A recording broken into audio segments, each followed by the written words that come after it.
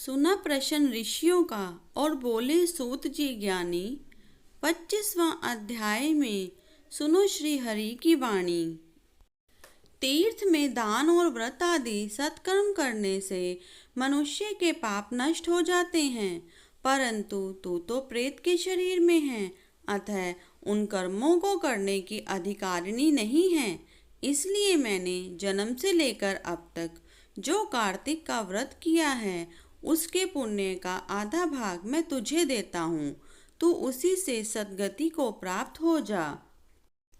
इस प्रकार कहकर धर्मदत्त ने द्वादशाक्षर मंत्र का श्रवण कराते हुए तुलसी मिश्रित जल से जो ही उसका अभिषेक किया, त्यों ही वह प्रेत योनि से मुक्त हो प्रज्वलित अग्नि शिखा के समान तेजस्वनी एवं दिव्य रूप धारिणी देवी हो गई और सौंदर्य में लक्ष्मी जी की समानता करने लगी।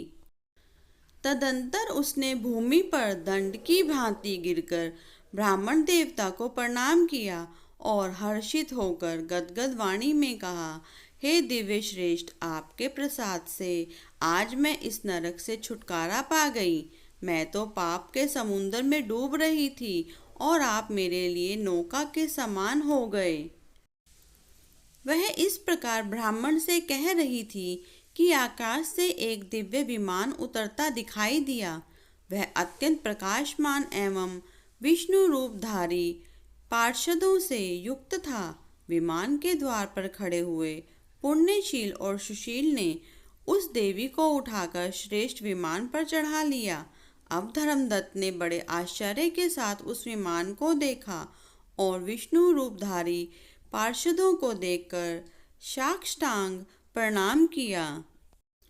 पुण्यशील और सुशील ने प्रणाम करने वाले ब्राह्मण को उठाया और उसकी सराहना करते हुए कहा, हे दिव्य श्रेष्ठ, तुम्हें साधुवाद है, क्योंकि तुम सदैव भगवान विष्णु के भजन में तत्पर रहते हो, दीनों पर दया करते हो, सर्वज्ञ हो तथा भगवान विष्णु के व्रत का पालन करते हो। तुमने बचपन से लेकर अब तक जो कार्तिक व्रत का अनुष्ठान किया है, उसके आधे भाग का दान देने से तुम्हें दूना पुण्य प्राप्त हुआ है और सैकड़ों जन्मों के पाप नष्ट हो गए हैं। अब यह वैकुंठ धाम में ले जाई जा रही है। तुम भी इस जन्म के अंत में अपनी दोनों स्त्रियों के साथ भगवान विष्णु के वैकुंठ धाम में जाओगे और मुक्ति प्राप्त करोगे। धर्मदत्त ने, जिन्होंने तुम्हारे समान भक्ति पूर्वक भगवान विष्णु की आराधना की है, वे धन्य हैं और कृतकृत्य हैं। इस संसार में उन्हीं का जन्म सफल है। भली भांति आराधना करने पर भगवान विष्णु देहधारी प्राणियों को क्या नहीं देते हैं। उन्होंने ही उत्तानपाद के पुत्र को पूर्व काल में ध्रुव पद पर स्थापित किया था।